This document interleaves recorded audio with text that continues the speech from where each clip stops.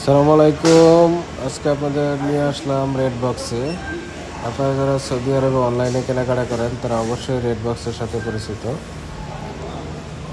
আমি একটা অর্ডার করছিলাম যেটা এখন ফেরত দিতে হইতেছে, আমার পার্সেলটা রিটার্ন করব, যার কারণে রেড বক্সে আসছি। আমি পার্সেলটা চেক দিতেছি আমার লকার কোনটা লাগবে। এখানে 3টা সাইজের লকার আছে, স্মল, মিডিয়াম, বিগ। তাই আমি পার্সেলটা আগে দেখে নিলাম, আমার মিডিয়ামটা লাগবে। তা আমি যখন যে ওয়েবসাইট থেকে কেনাকাটা করছি, টিমো থেকে, আমি টিমোর ওয়েবসাইটে ঢুইকা, ওদের মোবাইল অ্যাপ আছে, মোবাইল অ্যাপ্লিকেশন ঢুইকা আমি রিটার্ন রিকোয়েস্ট করছি। রিটার্ন রিকোয়েস্ট করার পরে আমাকে ওরা চুজ দিয়েছে যে আমি কীভাবে রিটার্ন করবো। তো আমি রেড বক্স সিলেক্ট করছি। রেড বক্স সিলেক্ট করার পর ওরা আমাকে একটা কোড নাম্বার পাঠিয়ে দিয়েছে লকারের।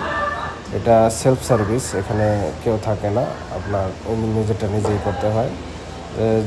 ওই যে কোডটা দিচ্ছে আমাকে, ওই কোডটা আমি এখন ওদের মেশিনে এন্ট্রি করব। এন্ট্রি করার পরে এখানে আমার শো করবে যে আমার কোন লকারটা লাগবে। তো আমি মিডিয়াম সিলেক্ট করছি। মিডিয়াম সিলেক্ট করার পরে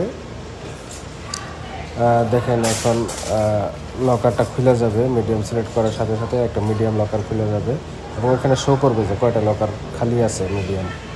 আমার এখানে শো করছে 3টা লকার খালি আছে, একটা লকার আমার দরকার, এটা খুলে গেছে।